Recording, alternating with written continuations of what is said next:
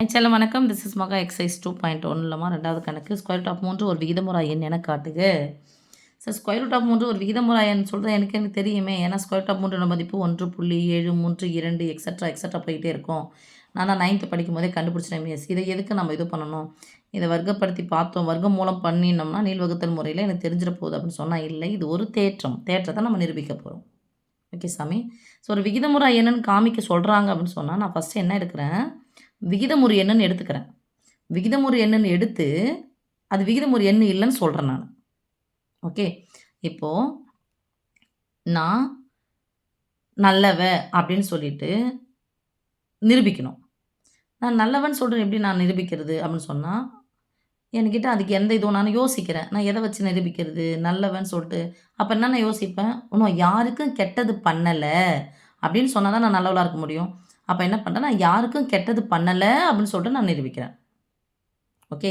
நான் கெட்டவ இல்லைன்னு நிரூபிச்சிட்டேன் அப்படின்னு சொன்னால் நான் யார் ஆகிடுவேன், நல்லது பண்ணவளாக ஆகிடுவேன். நான் கெட்டவனை எடுத்துக்கிட்டு கெட்டது பண்ணலை அப்படின்னு சொல்லிட்டு நான் கெட்டவ இல்லைன்னு நிரூபித்தா ஆட்டோமேட்டிக்காக நான் யார் ஆகிடுவேன், நல்லவளாகிடுவேன். அதே இது தாங்க யூஸ் பண்ண போகிறோம். விகிதமுறா என்னன்னு சொல்லி நிரூபிக்கணும்னா இது என்னன்னு எடுக்கணும், விகிதமுறு என்னன்னு எடுத்துக்கணும். ஸ்கொயர் ரூட் ஆஃப் 3 ஒரு விகிதமுறு எண் என்க. நான் சொல்யூஷனுக்கு போயிட்டேன் சாமி. அப்போ விகிதமுறு என்னன்னு எடுத்துக்கிட்டு அது விகிதமுறு எண் இல்லைன்னு சொல்லிட்டு நான் நிரூபிக்கணும். விகிதமுறு எண் இல்லைன்னா அதுக்கு என்னவாயிடும், ஆட்டோமேட்டிக்காக விகிதமுறை எண்ணாக மாறிடும்.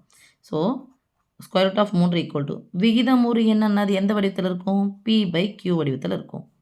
வேர் P, Q belongs to Z.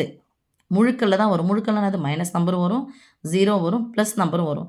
ஆனால் யார் எடுத்துக்கூடாது, நம்ம 0வை எடுத்துக்கக்கூடாது. ஓகே சாமி. ஏன்னா 0/anything ஈக்குவல் டு 0 வந்துடும். இல்லைனா anything/0 ஈக்குவல் டு வரையறுக்க முடியாதாயிடும். இன்னொன்று P அண்ட் Q சார்பகா எண்களாக இருக்கணும். என்ன மகா அது சார்பகா எண்கள்னா ஒன்றுக்கு ஒன்று சம்மந்தம் இல்லாத நம்பராக இருக்கணும். ஓகே சாமி. ஒன்றுக்கு ஒன்று சம்மந்தம் இல்லாத நம்பர் எது மகா, ஒன்றுக்கு ஒன்று சம்மந்தம் இல்லாத நம்பர் பகா எண்கள் தான் ஒன்றுக்கு ஒன்று சம்மந்தம் இல்லாத நம்பர். ஓகேவா. இன்னொன்று ஒரு பகு எண் ஒரு பகா எண், ஒரு பகு எண் ஒரு பகா எண். ஆனால் அதனுடைய மடங்கு அது இருக்கக்கூடாது. எடுத்துக்காட்டு 3 சம்மந்தம் இல்லைன்னு சொன்னால் 10 இருக்குன்னு வச்சுக்கேன். 3க்கு 10க்கு சம்மந்தமே கிடையாது. அப்போ இதனுடைய மீப்பெரு பொது வகுத்தின்னா அது ஒன்றா வாய்ப்பாடு மட்டும் தான். 1 3 3 1 10 10 2 5 10 பொதுவாக யாரும் வரமாட்டாங்க. இதனுடைய சார்பகா என்னது மீப்பெரு பொது வகுத்தின்னா அது 1 மட்டும்தான். ஏன்னா இதெல்லாம் எண்கள் சார்பகா எண்கள். ஒரு பகா எண் வரணும், அதை சார்ந்து 3னுடைய மடங்கு இல்லாத வேறொரு பகு எண் வரணும், அது பகா எண் வரணும். அது பேர் தான் எண்கள் சாமி, சார்பகா எண்கள். இப்போது எனக்கு வெறும் 3 தேவைன்னு வச்சுக்கலாம். அப்போ என்ன பண்ணணும், ஸ்கொயர்ஸ் பண்ணணும். லெஃப்ட் சைடு என்ன பண்ணணும், ரைட் சைடு இதான் பண்ணணும். ஓகே. இந்த ஸ்கொயர் ரூட்டை கேன்சல். ஸோ 3 ஈக்குவல் டு நடுவில் பெருக்குள்ள வகுத்தில் வந்துச்சுன்னா அந்த ஸ்கொயர் ஆனது ரெண்டுத்துக்கும் சொந்தம் தனித்தனியாக எடுத்து எழுதிக்கலாம். வகுத்தில் இருக்கிற Q ஸ்கொயர் இந்த பக்கம் வந்துச்சுன்னா பெருக்கலாம் மாறும். 3 × Q square equal to P square. இது ஒன்றுன்னு வச்சுக்கலாம்.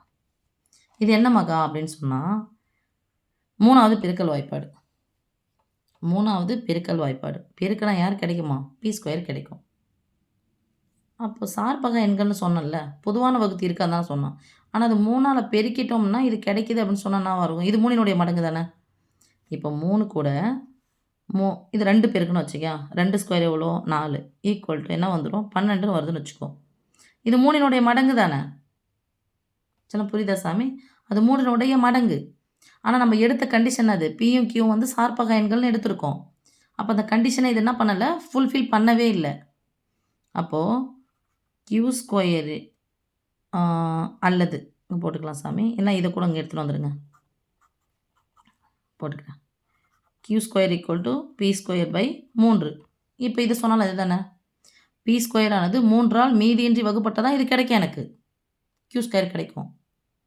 அப்போ இந்த P ஆனது யாருடைய மடங்காக இருக்கும், 3னுடைய மடங்காக இருக்கும். இது 3னுடைய மடங்குனா இந்த பக்கம் வரும்போது இது 3னுடைய மடங்கு தானே. அண்டர்ஸ்டாண்ட் சாமி. So Q square equal to P square by 3. அதாவது P ஸ்கொயர் ஆனது 3ன் மடங்கு, மடங்குனா என்னது, பெருக்கல் 3ன் மடங்கு அல்லது வகுத்தி,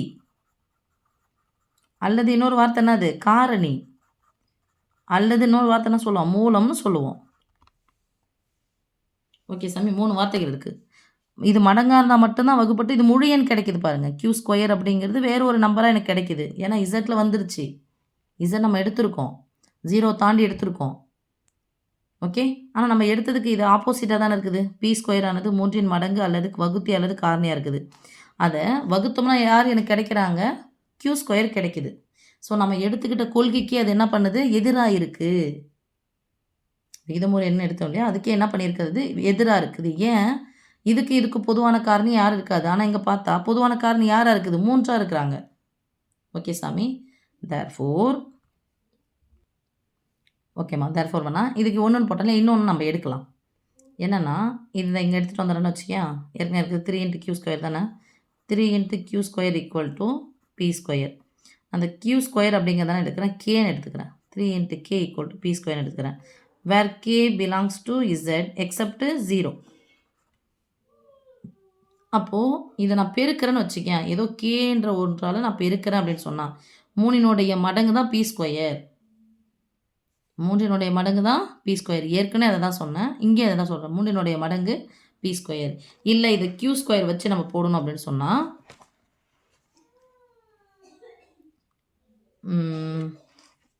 இப்போ இங்கே இதில் q ஸ்கொயர் ஆனது q ஸ்கொயரும் 3இனுடைய மடங்கு. q ஸ்கொயரை 3ஆல் பெருக்கினால் என்ன கிடைக்கும்? p ஸ்கொயர் கிடைக்கிறது. p ஸ்கொயர் ஆனது 3இன் மடங்காக இருக்கணும். p ஸ்கொயர் ஆர் இங்கே போட்டுக்கிறேன் சாமி. q ஸ்கொயர் ஆனது 3இன் மடங்கு அல்லது காரணி அல்லது வகுத்தி. அப்படி இருந்தால் மட்டும்தான் அதை என்ன பண்ண முடியும் சாமி? இதை விட்டுறேன். அப்படி இருந்தால் மட்டும்தான் என்ன பண்ண முடியும்? இந்த இதுவுக்கு வரும். ஸோ நம்ம எடுத்துக்கிட்ட கொள்கைக்கு அது எதிரானது. ஆனால் நம்ம என்னன்னு எடுத்துக்கிறோம்? p, q ஒரு சார்பகா எண்கள். சார்பகா எண்கள்னா அதனுடைய பொது காரணி. எனவே அதன் பொது காரணி எதுவாக தான் இருக்கணும்? ஒன்றாக தான் இருக்கணும். ஒன்று மட்டுமே.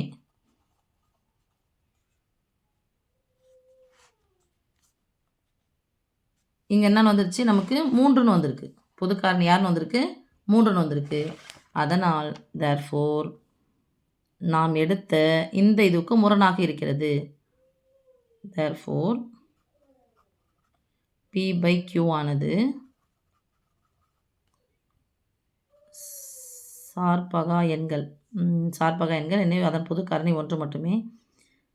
நாம் எடுத்துக்கொண்ட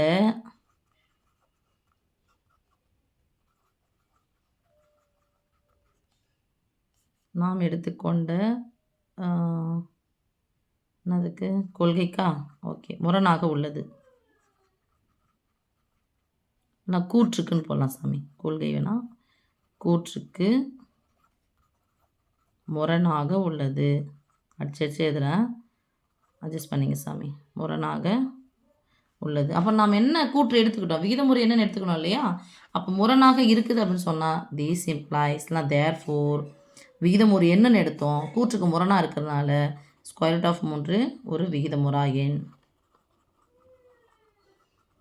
ஒரு விகிதமுறா எண். ஓகே சாமி. அவ்வளோதான்.